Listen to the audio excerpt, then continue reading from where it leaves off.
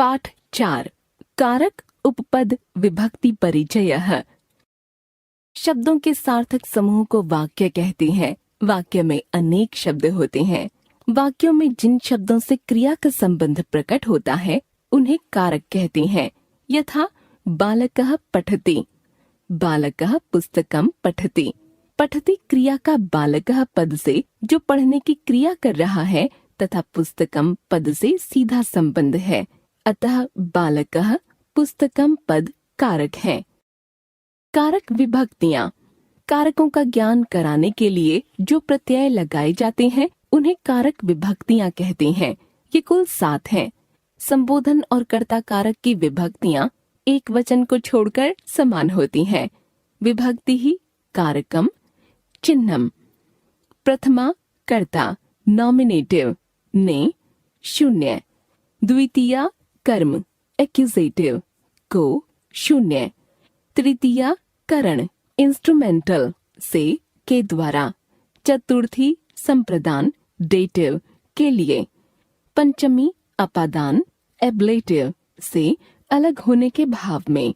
षष्ठी संबंध जेनेटिव का, के, की। सप्तमी अधिकरण लोकेटिव में, पर। संबोधन वोकेटिव हे, भो, अरे। उपपद विभक्तियां।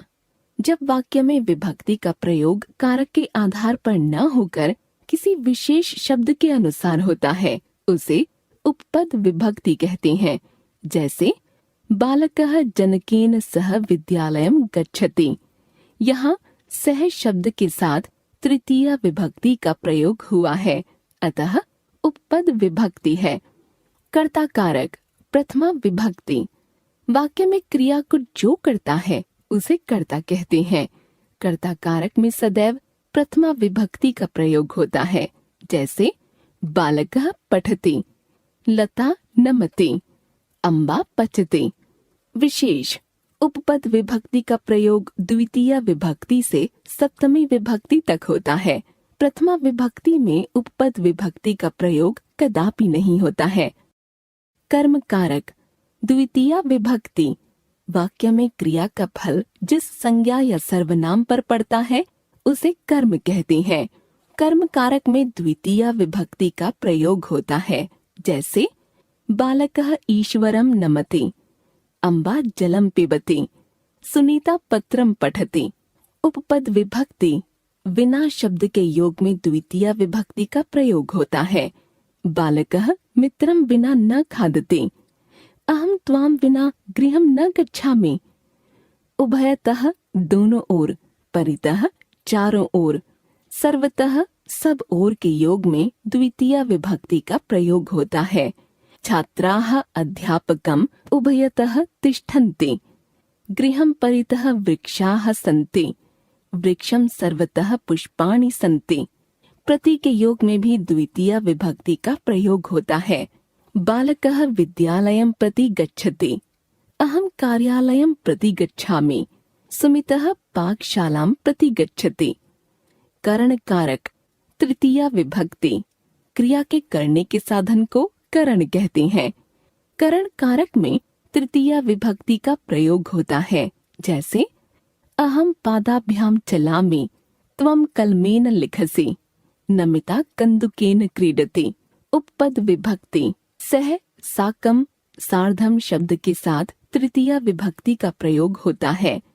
बालकः मित्रेण सह क्रीडति, त्वं बालकेन साकं गच्छ, जनकः सुतया सार्धम मिष्ठान्नं खादति। विना के साथ तृतीया विभक्ति का भी प्रयोग होता है। ज्ञानेन विना न मुक्तिः, अहम जनकेन विना विद्यालयं न गच्छामि। संप्रदान कारक चतुर्थी विभक्ति। वाक्य में कर्ता जिसके लिए क्रिया करता है या जिसे कुछ देता है उसे संप्रदान कहते हैं। जैसे बालकः मित्राय पुस्तकं यच्छति, माता बालकाय भोजनं यच्छति, बालकः भ्रमणाय उद्यानं गच्छति। उपपद विभक्ति नमः पद के साथ चतुर्थी विभक्ति का प्रयोग होता है। अध्यापकाय नमः, शिवाय नमः, देवाय नमः, अलम के साथ तृतीया तथा चतुर्थी विभक्ति का प्रयोग होता है। अलम बस करो तृतीया विभक्ति के साथ, अलम कोलाहलेन, अलम विवादेन, अलम असत्य वदनेन, अलम पर्याप्त है चतुर्थी विभक्ति के साथ, अलम रामः रावणाय, अलम कृष्णः कंसाय।